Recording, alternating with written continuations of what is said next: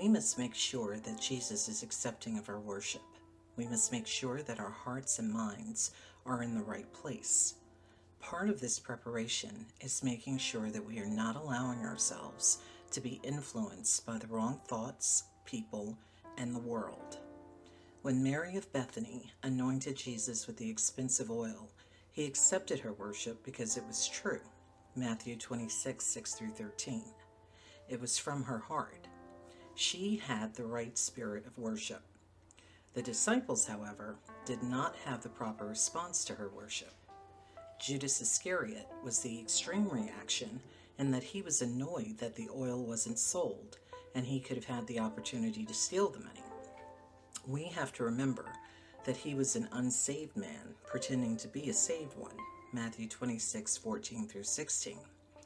However, Scripture states the other disciples responded with, quote, indignation at Mary's act in Matthew 26, 8. They weren't in the right spirit either. You have to wonder whether Judas's murmurings and actions had begun to influence the other disciples. Not enough to take away their salvation or for them to hand Jesus over to the authorities, but enough to make them a little crabby or jaded towards some things. That is why we must guard our hearts and minds and what goes into them. We have to be careful that there aren't outside influences whispering in our ears, affecting our ability to offer proper worship and recognize it. So often, when we go to worship or fellowship with God, we find our minds and souls are being pulled away or distracted.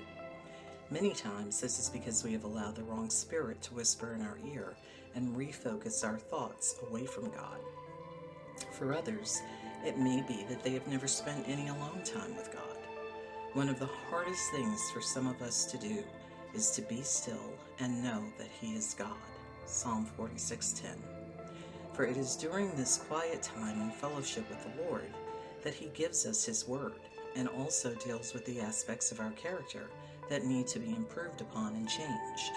It is something that we all must face and even welcome, but many have difficulty going through it. Ephesians 4:22 through 24 reminds us, you were taught, with regard to your former way of life, to put off your old self, which is being corrupted by its deceitful desires, to be made new in the attitude of your minds, and to put on the new self, created to be like God, in true righteousness and holiness.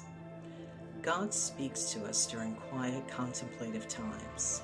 If a person has never sat down, heard His voice, and dealt with the good and evil in their lives, it is enough to drive them over the brink when they are forced to deal with it.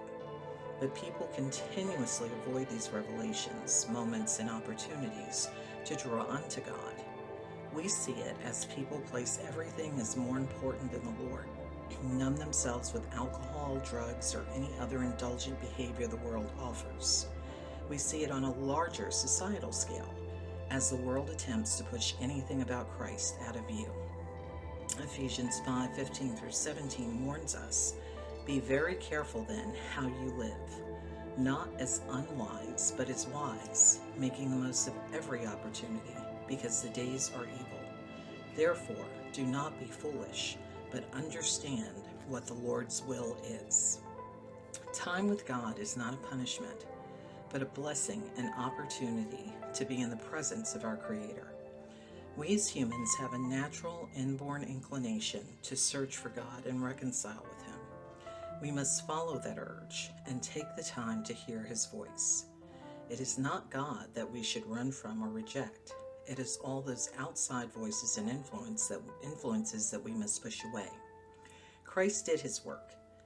He came and through His redeeming death and resurrection provided a way back to the Father. Do not love the world or anything in the world. If anyone loves the world, love for the Father is not in them. 1 John 2:15.